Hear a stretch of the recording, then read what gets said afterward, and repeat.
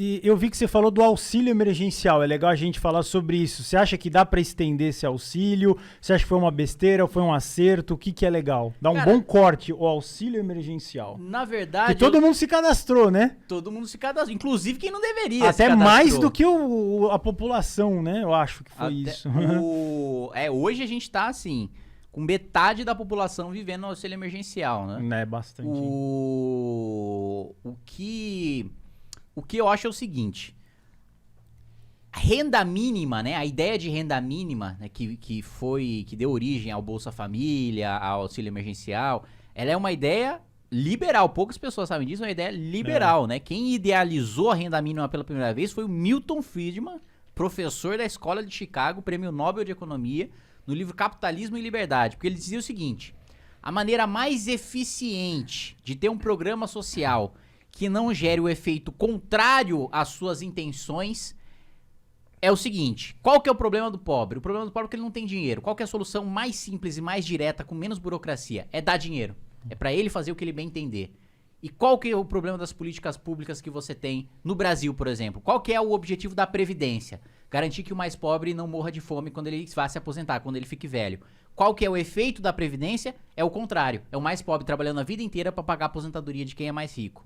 Educação pública. Qual que é o objetivo da educação pública? O mais pobre tem um lugar para ele estudar decentemente. Qual que é o efeito da educação pública? Só 2% de quem tem uma renda familiar per capita de até R$250 consegue entrar numa universidade pública. Agora, quem tem uma renda familiar per capita de R$20 mil, como o Lorde bem falou, USP, Unesp e tal, é só quem fez cursinho, é só o cara que estudou em boa escola que consegue entrar. E qual que é a prática da educação pública? É o mais pobre pagando pela educação ou da classe média ou das classes mais altas. Então, o que o Milton Friedman falava? Acaba com tudo isso e dá renda mínima, que é o que eu acho que deve ser feito. Dá pra fazer corte hoje em salário de deputado, de senador, de juiz, de promotor, cortar a renúncia fiscal, cobrar a mensalidade de universidade pública e transformar tudo isso em renda mínima. Renda mínima, você diz, dá uma mesada pra todo mundo. Mas essa mesada, você dando uma mesada, você não vicia a pessoa a ela não querer trabalhar. Por exemplo, quando um estelionatário ele aplica um golpe, ele conseguiu a graninha dele, ele se sente confiante para aplicar outro, e outro, e outro. O cara, quando tá na rua, pede um cascalinho, né? Um mendigo pede um cascalinho. Mendigo não pede dinheiro, né? Quem pede dinheiro é mais o pedinte, ele pede. Cada vez que você dá, ele se sente à vontade para pedir mais e cada vez ele acha que ele vai pedir mais. Então, você acha que isso não atrapalha quando você dá uma coisa, não atrapalha, não tem que alguém dar algo em troca para ser saudável a ajuda? Concordo, eu acho que você precisa... O que eu acredito que precisaria ser temporário, não no sentido de... não, vai durar 2, 3 meses para todo mundo. Temporário no seguinte sentido: você vai fazer determinado curso profissionalizante, né? Você vai ser inserido no mercado de trabalho e depois que você for inserido, você vai receber durante determinado tempo, aí você deixa de receber e continua trabalhando. Porque o que acontece, por exemplo... em quem recebe o Bolsa Família. No Bolsa Família, em regra, quem recebe trabalha, só que trabalha informalmente para não perder o benefício. Porque se você assina a carteira, aí você tem o benefício anulado. Mas também o cara não vive só com aquele dinheiro, que é muito pouco. Então ele trabalha informalmente, né? Ele faz bico, ou mesmo ele trabalha numa empresa só que sem assinar a carteira. E aí, qual que é a solução, né, que o Milton Friedman dá para esse problema? É fazer imposto de renda negativo, né? Então, conforme você vai trabalhando em empregos de baixo salário, você tem uma complementação de salário por parte do governo. Até que você vai subindo, vai subindo, vai subindo, vai subindo, vai subindo. Você não tem digamos, um desmame abrupto, assim. Você não é que do nada vai parar de receber o benefício. Não. Você tem um salário de R$500, você vai ganhar mais 500 de imposto de renda negativo do governo. Então você vai ter R$1.000 por mês.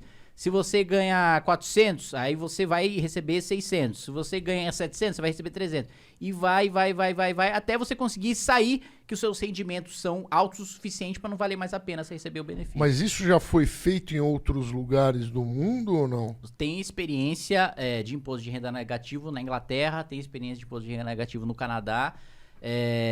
Nos Estados Unidos, século XIX, também tem experiência de imposto de renda negativo. Nos Estados Unidos já não existe mais, mas tem experiências que funcionaram. E outra coisa, por que não pega, não faz que nem nos Estados Unidos, lá no lugar... no lugar de dar, não bota todo mundo pra fazer estrada de ferro, bota os caras trabalhando lá e paga todo mundo. Não é um sistema bom? Esse é o tipo de programa que é uma boa intenção, mas que na prática gera um efeito deletério, gera um efeito negativo. Por quê? Porque muitas vezes, olha só a burocracia pela qual você vai passar. Para você fazer uma obra pública, para o cara trabalhar nela, você vai precisar fazer uma licitação para aquela obra pública, você vai ter um lobby, uma disputa dos agentes políticos para falar, tá, onde vai ser essa obra? Vai ser no meu nicho eleitoral? Vai ser no seu? Vai ser onde? Então, já vai ser essa disputa. Você vai nomear um diretor para fazer a gestão dessa operação, dessa obra. Aí, o cara que vai cuidar da licitação, o cara que vai fazer as contratações, o cara que vai determinar os salários. Tudo isso, pra quê? Pra você dar renda pro cara no final trabalhar. Não é muito mais fácil você cortar todo esse custo de operação?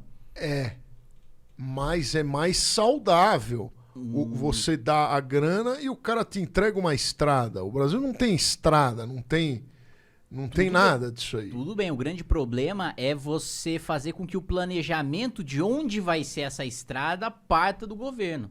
E não de onde efetivamente tá precisando de estrada. O Brasil precisa de estrada, todo mundo concorda. É que eu fico triste. Por que eu tô fazendo essa pergunta? Porque eu vejo que nos Estados Unidos e na Europa também, em 1800 e pouco, já tinha estrada de ferro em todo lugar. E aqui não tem nada. Mas as estradas de ferro dos Estados Unidos surgiram justamente quando não precisava de permissão do governo para você passar uma estrada de ferro. E no Brasil, a gente tem a herança do Juscelino Kubitschek, que é o seguinte, naquela ânsia dele de fazer os 50 anos em 5, de gerar emprego e tal, ele passou rodovia no país inteiro. Ele fez o que você está defendendo. E qual foi o grande problema? Ele gerou muito emprego, ele gerou muito crescimento econômico naquela época, ele trouxe as montadoras para o Brasil. O problema é que hoje a gente é refém do transporte rodoviário, né? Entendi. Eu fiz essa pergunta porque eu me lembrei do Transportes Tycoon. Você lembra desse jogo? Não. Transportes Tycoon. Era um que você fazia... Umas ferrovias, né? umas ferrovias. Tipo um SimCity de ferrovia. Mas mesmo assim, Kim, eu acho que ainda vale a pena, hein? Tacar a estrada em todo lugar. Eu acho que você é um desenvolvimentista safado, hein? Eu acho que você é um eleitor do Ciro Gomes. Você quer tirar o nome da galera do SPC e fazer obra pública. Bom, seria interessante, né? Você acha que o Lorde daria um presidente? Ele já tem idade. Olha, eu acho que com esse programa aí desenvolvimentista, o Lorde, assim, o Brasil viveria 4 anos de bonança e depois quebraria 100%. lindamente. Depois seria 10 Mas ele, anos... ministro da cultura. Aí ele pode... Talvez. A cultura que tem um orçamento pequenininho, não tem muito estrago pra ele causar. Levaria uns pianinhos na escola. O que você faria se fosse ministro da cultura? Primeira coisa é acabar com a Lei Rouanet. Me fala uma coisa, e a Lei Rouanet, você acha ela saudável? Não. Eu acho ela... Eu sigo a mesma lógica da renda mínima. Eu quero dar cultura pro cara que não tem condição de adquirir cultura. O que eu vou fazer? Eu vou fazer um comitê para analisar projetos culturais. E aí eu vou ceder renúncias fiscais para determinadas empresas financiarem esses projetos culturais. E só os projetos culturais que passarem pelo crivo do meu corpo técnico é que vão ser financiados com dinheiro público. Eu discordo disso. Se o problema é que o cara não tem dinheiro, não tem acesso à cultura, dá dinheiro pro cara, ele escolhe. Mas ele não vai gastar com cultura. E aí? Você que decide o que é mais importante pra vida dele? Se ele quiser gastar com corote, o problema é dele. O problema é dele.